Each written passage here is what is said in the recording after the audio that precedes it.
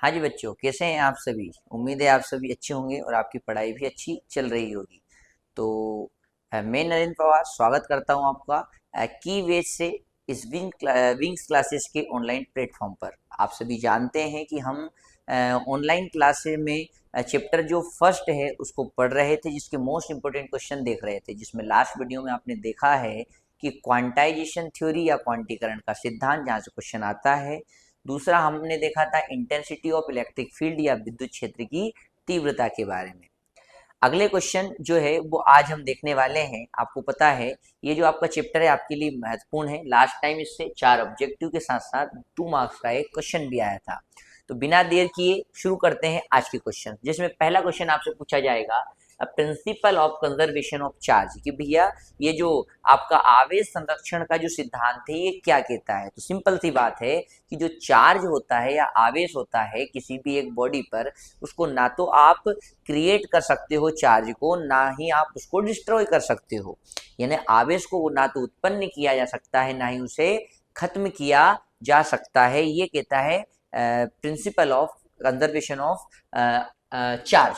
इसमें आप लिख सकते हो, अगर एग्जाम्पल के तौर पर अगर आपको लिखना है या उदाहरण के लिए अगर लिखना है तो आप लिख सकते हो कि अगर सर हम प्रोटॉन को और आपके इलेक्ट्रॉन को और पोजिस्ट्रॉन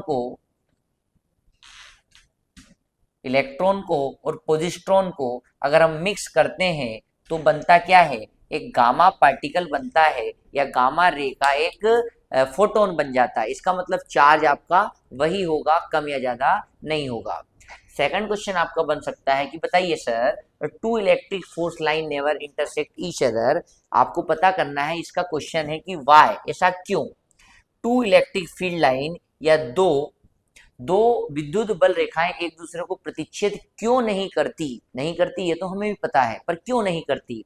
तो हमने कहा कि सर जो इलेक्ट्रिक फोर्स लाइन होती है, जिसे हम इसमें अगर कर्व शेप में बनाएं, तो मान लीजिए ये आपका एक पॉजिटिव चार्ज लिया, ये आपका एक नेगेटिव चार्ज लिया। यहाँ से आप देखते हो कि इलेक्ट्रिक फोर्स लाइन एक कर्व बनाती है जो पॉजिटिव से कहाँ तक जाता है, नेगेटिव तक। आपको पता है इस पे अगर किसी एक पॉइंट पर अगर हम देखें, इस पॉइंट पर अगर हम एक टेंजेंट बनाते हैं, अगर हमने मान लिया एक टेंजेंट बना लिया, टेंजेंट का मतलब होता है एक स्पर्श रेखा अगर बना ली, तो ये टेंजेंट इलेक्ट्रिक फील्ड की डायरेक्शन को शो करेगा, यानी विद्युत क्षेत्र की दिशा को निर्धारित करेगा। पर अगर कभी इस पॉइंट पर एक दूसरी इलेक्ट्रिक फील्ड लाइन या इलेक्ट्रिक फोर्स लाइन इंटरसेक्ट करती है, तो यहाँ पर एक नहीं बल्कि 2 टेंजेंट बनाए जा सकते हैं, 2 स्पर्श रेखाएं खींची जा सकती है, जो ये बताएगी कि इस पॉइंट पर इलेक्ट्रिक फील्ड की या विद्युत क्षेत्र की एक नहीं बल्कि 2 दिशाएं होगी, जो कि इम्पॉसिबल है, जो कि क्या है, पॉसिबल हो ही नहीं सकती। इसलिए कहा जाता है कि two electric force line never intersect each other, 2 विद्युत बल रेखाएं एक दूसरे को कभी प्रतिच्छेद नहीं करती है। इसके साथ साथ एक और आपको बात बता दे रहा हूं मैं कि ये जो आपकी इलेक्ट्रिक फोर्स लाइन है या विद्युत बल रेखाएं हैं, इसकी प्रॉपर्टीज भी पूछी जाती है।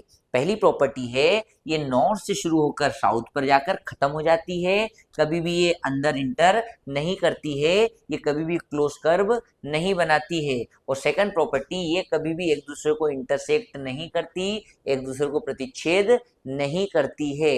ये 2 प्रॉपर्टी आपको याद ही होनी चाहिए। अगला क्वेश्चन है आपका इलेक्ट्रिक फ्लक्स के बारे में, या जिसको हम बोलते हैं विद्युत फ्लक्स। आपको पता है इलेक्ट्रिक फ्लक्स या विद्युत फ्लक्स कुछ भी नहीं है, एक नंबर है। अब कौन सा नंबर सर, तो हमने कहा कि ये होता है कि जितनी भी आपकी इलेक्ट्रिक फोर्स लाइन होती है या विद्युत बल रेखाएं होती है, वो अगर किसी सरफेस से पास हो जाए, सरफेस से पास होती है, कौन से सरफेस से, वो सरफेस जो किसी इलेक्ट्रिक फील्ड में प्लेस्ड है, किसी विद्युत क्षेत्र में उपस्थित कोई अगर पृष्ठ है और उससे जितनी भी इलेक्ट्रिक फोर्स लाइन पास होती है या जितनी भी विद्युत बल रेखाएं गुजरती है, उन बल रेखाओं की संख्याओं को या उन number of electric force lines को हम बोल देते हैं इलेक्ट्रिक फ्लक्स।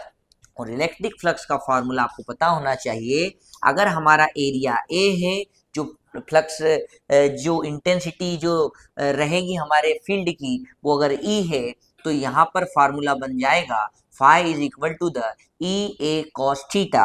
इसका मतलब यहाँ पर अगर आपको इलेक्ट्रिक फ्लक्स की यूनिट कोई पूछे तो हम लिख सकते हैं ई का मतलब क्या होगा सर, ई का मतलब इंटेंसिटी यानी क्या होता है न्यूटन अपॉन कूलाम, और एरिया का मतलब होता है मीटर, और उसका क्या जाएगा स्क्वायर। इस तरीके से यहाँ पर 1 2 3 नहीं बल्कि 4 क्वेश्चन आपने कंप्लीट किए हैं। ये वो क्वेश्चन है जो आपके थ्योरिकल के बेस पर, या यूं कहे थ्योरिकल क्वेश्चन वो हैं जो मोस्ट इंपोर्टेंट है, जो आपको याद कर ही लेने हैं।